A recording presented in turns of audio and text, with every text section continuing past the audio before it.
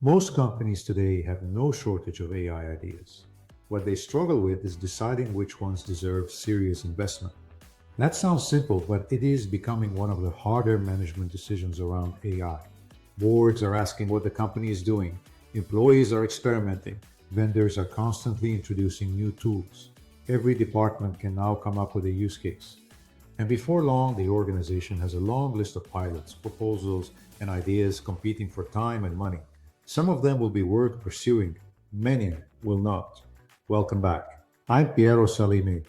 In the last episode, I looked at the scale of AI investment across the Gulf and asked whether that investment is translating into lasting capability. This episode picks up from there. Once an organization decides it wants to invest in AI, how should it decide where to place that investment? Because a use case can sound impressive in a meeting and still turn out to be a poor business decision. I think the first thing leaders should look for is a clear business problem. There needs to be something meaningful behind the project. Customer service may be too expensive. Sales conversion may be weak. Claims may take too long. Forecasting may be unreliable. Compliance work may be consuming too much manual effort. Fraud may be detected too late. These are useful starting points because they already matter to the business. From there, the organization can ask whether AI is a sensible way to improve the situation. Sometimes it will be. Sometimes a simpler solution will do the job just as well. A better process may be enough. A straightforward automation may be enough. The systems may simply need to be connected properly. That is why I would be careful about beginning with the technology. When a team starts with a new AI capability and then goes looking for somewhere to apply it, the business case can become secondary very quickly. The stronger projects usually work the other way around. They start with something the organization already wants to improve. Then comes the question of data. This is where many promising ideas become more complicated. Can the system access the information it needs? Is that information current? Is it complete? Do different parts of the company define the same things in the same way? Who owns the data? Can it legally and safely be used for this purpose? These questions sound basic, but they often determine whether a project can move beyond the demonstration. A model can be excellent and still struggle if the information feeding it is weak. In some cases, the organization discovers that what looked like an AI project is going to require months of data work first. That is not necessarily a reason to stop. It simply changes the investment decision. Leaders need to understand what they are actually committing to. The next area I would look at is the workflow itself. This is where much of the real value is created. Imagine that an AI system becomes very good at predicting which customers are likely to leave. That sounds useful, but what happens after the prediction? Does the CRM create an action? Does a retention team intervene? Does pricing change? Does customer service receive a different instruction? If the prediction simply appears on a dashboard and nobody changes what they do, very little value has been created. This is why workflow redesign matters so much. McKinsey has found that redesigning workflows is one of the organizational factors most strongly associated with measurable profit impact from generative AI. That finding makes sense to me. The biggest gains often appear when a company changes the way work is done around a new capability. That may mean removing steps, changing approvals, giving people better information earlier, automating part of a process, or shifting human attention toward the decisions where judgment matters most. Then there is measurement. Every serious AI project should begin with a reasonably clear idea of what success would look like. It might be higher revenue, lower cost, faster processing, fewer errors, better conversion, lower risk, higher customer satisfaction.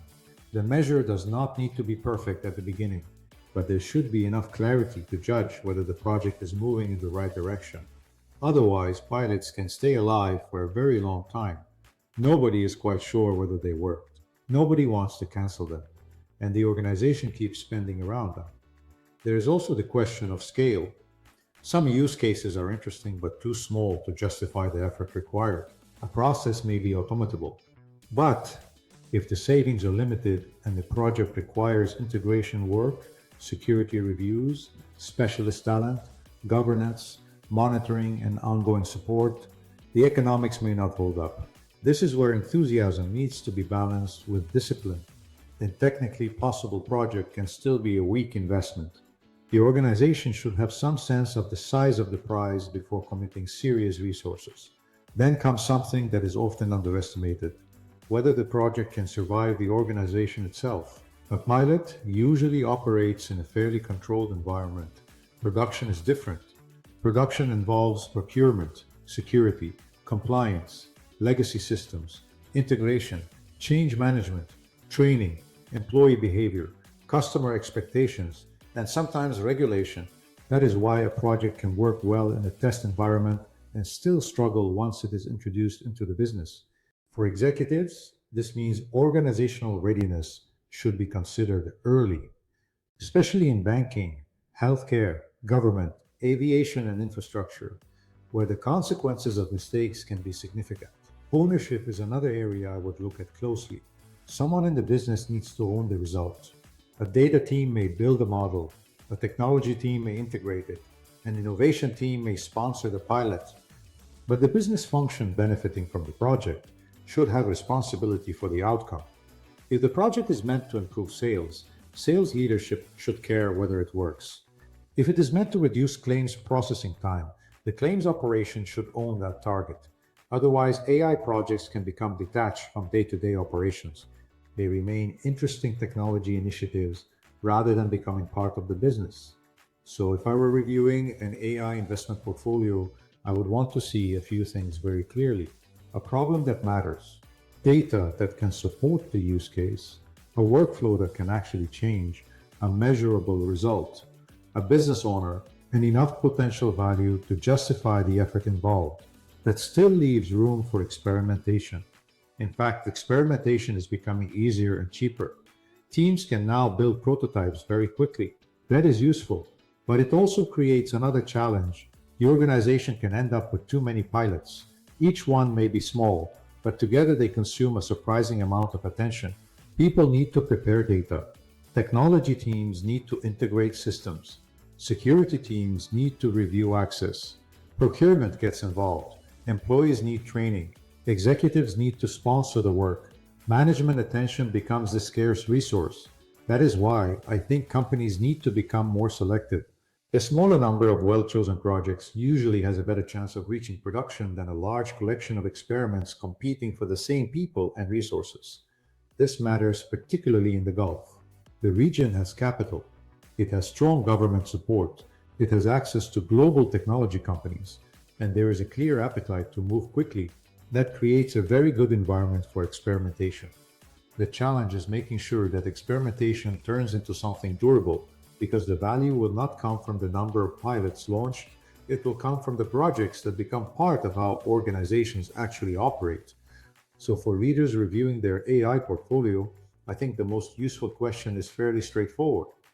Which of these projects has a credible path from idea to production and from production to measurable value? That question usually forces a much better conversation. It brings the business problem, the data, the workflow, the economics, and the ownership into the same discussion. And sometimes it leads to a useful decision that gets overlooked in periods of rapid innovation. Some projects should be stopped early. That is not failure, it is good portfolio management. I'm Piero, and this is AI Navigator. In the next episode, we'll look at why so many AI projects still struggle between pilot and production, even when the original idea looks strong. Thank you for listening.